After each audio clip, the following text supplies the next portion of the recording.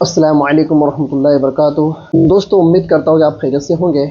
2-4 دنوں سے آپ سن رہے ہو کہ چندریان 3 چاند کے اوپر لینڈ کر چکا ہے اور پورے دیش کے اندر ایک دھوم مچائی جا رہی ہے، سیلیبریشن کیا جا رہا ہے اور بہت سارے راجنیتک دل اس سے اپنا اپنا کریڈٹ لے رہے ہیں۔ حالانکہ چندریان کو تیار کرنے والے اور چندریان کی اس سفر کو کامیاب بنا کر چاند کے اوپر لینڈنگ کرانے والے ہمارے جو ٹیکنیشین ہیں، جو سائنسداں ہیں، اس کریڈٹ کے اصل وہ حقدار ہیں۔ لیکن کچھ راجنیتک پارٹیوں کی عادت ہے کہ جو بھی اچھا ہوتا ہے اس پر اپنا کریڈٹ لیتے ہیں اور جو بھی برا ہوتا ہے اس سے اپنا دامن جھاڑتے ہیں۔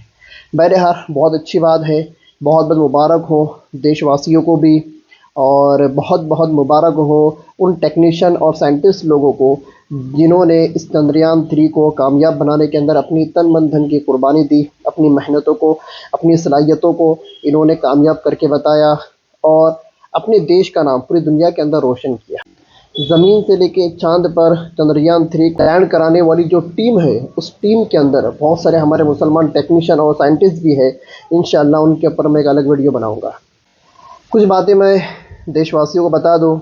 چاند پر چندریان 3 کی لینڈنگ سے ہم بڑے خوش ہو رہے ہیں، لیکن میں آپ کو ایک تاریخ بتا دوں کہ جس چاند کے اوپر چندریان کو بھیج کر آج ملک بھارت نے ایک اتہاس رچا ہے، اپنے ایک ہسٹری کریٹ کی ہے، اس کے تعلق سے میں آپ کو ایک بات بتا دوں کہ اسی چاند کے 2 ٹکڑے میرے نبی نے کی ہیں صلی اللہ علیہ وسلم۔ جی ہاں، ہجرت مدینہ کے 5 سال پہلے اللہ کے نبی صلی اللہ علیہ وسلم جب آسمانی دین لے کر آئے اور تمام لوگوں کو، بھٹکوں ہوئوں کو، گمراہوں کو جب اللہ کے نبی صلی اللہ علیہ وسلم دین بتا رہے تھے، اللہ اور اللہ کی توحید بتا رہے تھے، اس وقت بہت سارے لوگ یہ سمجھ رہے تھے کہ محمد صلی اللہ علیہ وسلم یہ کاہن ہے، یہ جادوگر ہے۔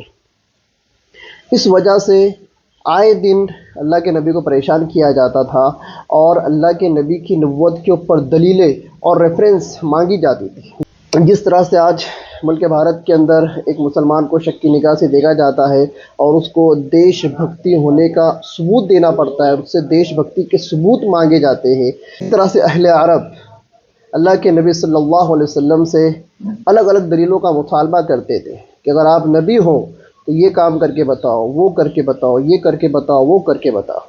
ان تمام چیزوں کے اندر ایک مرتبہ اہل عرب نے بہت بڑا مطالبہ کیا کہ آپ اگر سچے نبی ہو، یہ جو چاند جو نظر آ رہا ہے نا، اس کے 2 ٹکڑے کر کے دکھاؤ۔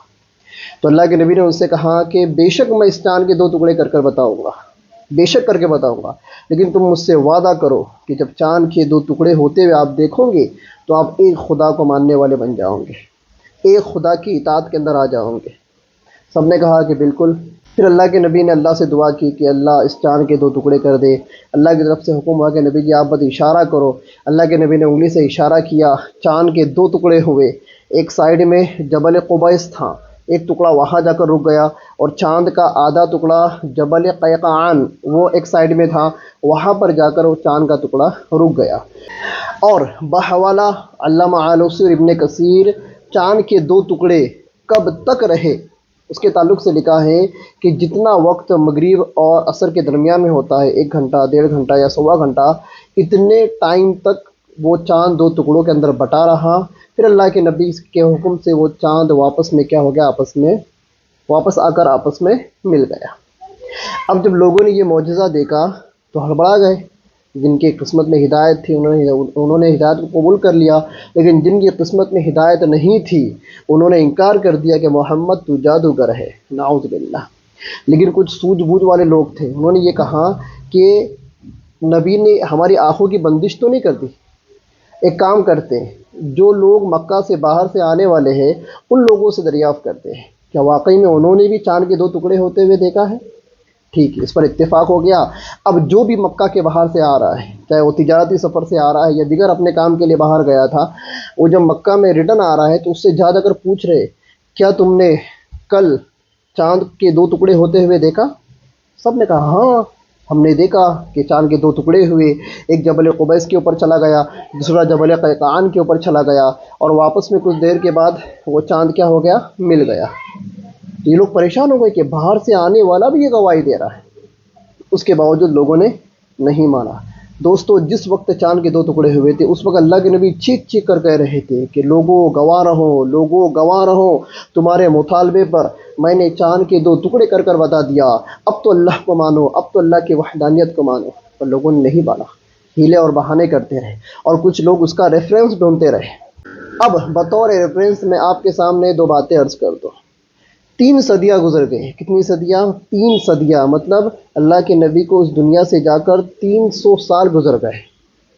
صحابہ کرام اور کچھ اہل عرب تاجر بحر عرب سے ہوتے ہوئے سری لنکا کے اندر تجارت کی غرض سے داخل ہوئے۔ جیسے یہ لوگ سری لنکا کی بندرگاہ کے اوپر اترے، وہاں کا جو حاکم تھا اس کا نام تھا سامری۔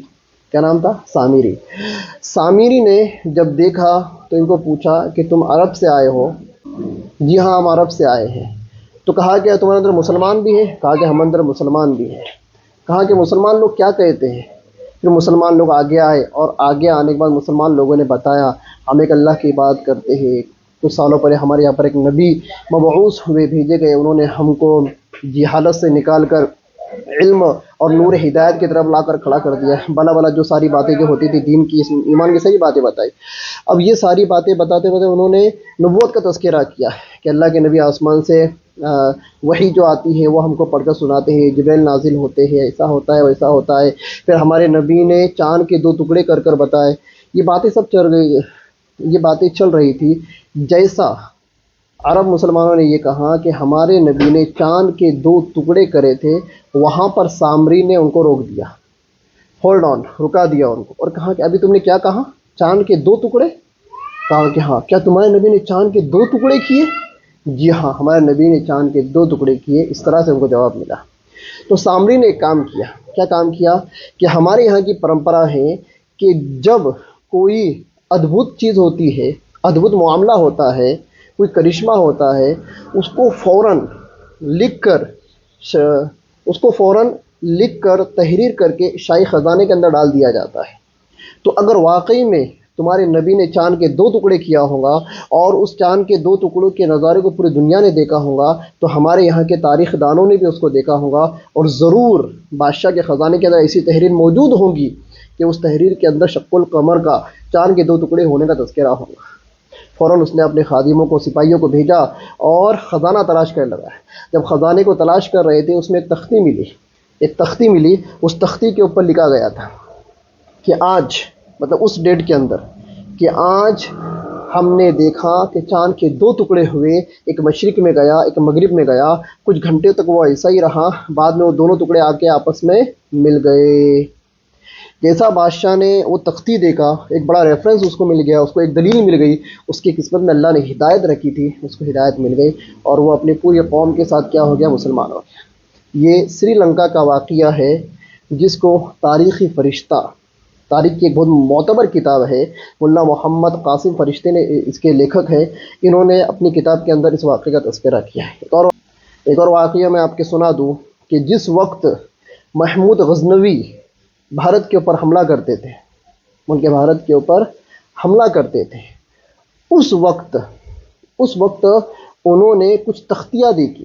کیا دیکھی؟ تختیاں دیکھی کہ ان تختیوں کے اوپر چاند کے 2 ٹکڑے ہونے کا ریفرنس لکھا گیا تھا کہ جس دن چاند کے 2 ٹکڑے ہوئے تھے اس دن یہ ہوا، جس دن چاند کے 2 ٹکڑے ہوئے تھے اس دن فلاں فلاں 2 لوگوں کے اندر ویوار ہوا، جس دن چاند کے 2 ٹکڑے ہوئے تھے اس دن فلاں فلاں کے یہاں پر نکاح ہوا، جس دن چاند کے 2 ٹکڑے ہوئے تھے اس وقت محمود غزنوی کی فوج نے وہاں حملہ کیا، جس دن چاند کے 2 ٹکڑے ہوئے تھے اس کے 2 دن کے بعد فلاں جگہ یہ واقعہ ہوا، جس دن چاند کے 2 ٹکڑے ہوئے تھے اس کے 1 مہینے کے بعد فلاں جگہ یہ واقعہ پیش آیا۔ مطلب چاند کے 2 ٹکڑے ہونے کا لوگوں نے ایک ریفرنس بنایا۔ کیا بنایا؟ ایک ریفرنس بنایا، اور اس کے حوالے سے وہ اپنی معلومات کو اکٹھا کیا کرتے تھے، محفوظ کیا کرتے تھے۔ تو دوستو بہت اچھی بات ہے ملک بھارت نے یہ کارنامہ انجام دیا کہ چندریان 3 ہمارا جو پروجیکٹ تھا وہ جا کر چاند کے اوپر کیا ہو گیا؟ لینڈ ہو چکا ہے۔ ایک خوشی کا موقع ہے، خوشی کا مقام ہے، لیکن مسلمانوں کے لیے اس سے بڑی خوشی یہ ہے کہ ہمارے نبی نے چاند کے بھی 2 ٹکڑے کیے تھے۔ اس بات کی علامت ہے کہ محمد صلی اللہ علیہ وسلم سچے نبی ہیں، اور اللہ کے نبی صلی اللہ علیہ وسلم نے چاند کے جو 2 ٹکڑے کیے ہیں وہ اپنے اختیار سے نہیں کیے، وہ اللہ کے حکم سے کیے ہیں، اور یہ چاند، ستارے، سیارے، یہ پورا یونیورسل، پورا گلوب، پورا یونیورسل، پوری کائنات، یہ اللہ تبارک تعالیٰ کے قبضے قدرت میں ہے۔ واللہ علی کل شیء قدیر، اللہ تعالیٰ تمام کے تمام چیزوں کے اوپر قادر ہے، اللہ ہر چیز کا مالک ہے، اللہ ہر چیز کا پیدا کرنے والا ہے۔ تو یہ جو کیا تھا یہ اللہ تبارک تعالیٰ نے اپنی مرضی سے کیا تھا، اور ظاہر ہوا تھا ہمارے نبی محمد صلی اللہ علیہ وسلم کے ہاتھوں کے اوپر۔ بہرحال یہ کچھ تاریخی باتیں نظروں سے گزری، اور بہت دنوں سے چندریان کے تذکرے ہو رہے تھے، تو سوچا کہ دیش واسیوں کو محمد صلی اللہ علیہ وسلم نے کس طرح سے چاند کے جو ٹکڑے کیے تھے اس کے تعلق سے بھی کچھ باتیں، تاریخی باتیں بتا دوں۔ دوستو یہ واقعہ میں نے بہت چھوٹا سا، بہت مختصر عرض کیا، ورنہ حدیث کی کتابوں کے اندر یہ بڑا طویل واقعہ ہے، بڑا طویل واقعہ ہے۔ آپ دعا کریں، انشاءاللہ پھر کبھی شق القمر کے معجزے کے اوپر ایک مکمل ویڈیو بناؤں گا۔ اللہ تعالیٰ سے دعا کرے کہ اللہ تعالیٰ ہدایت کو عام اور سام کرے، اور اللہ تعالیٰ ہمیں صراط مستقیم کے اوپر چلائے، ہمیں نیک ہدایت دے، ہمیں اچھی ہدایت دے، اور اللہ سے دعا کرے کہ ہمارے ملک کے اندر امن اور امان کو قائم رکھے، مسلمانوں کی جانوں کی، مالوں کی، عزت کی اور آبرو کی حفاظت فرمائے۔ آج کے لیے اتنا ہی، پھر ملتے ہیں، تب تک کے لیے خدا حافظ، اللہ حافظ، السلام علیکم ورحمۃ اللہ وبرکاتہ۔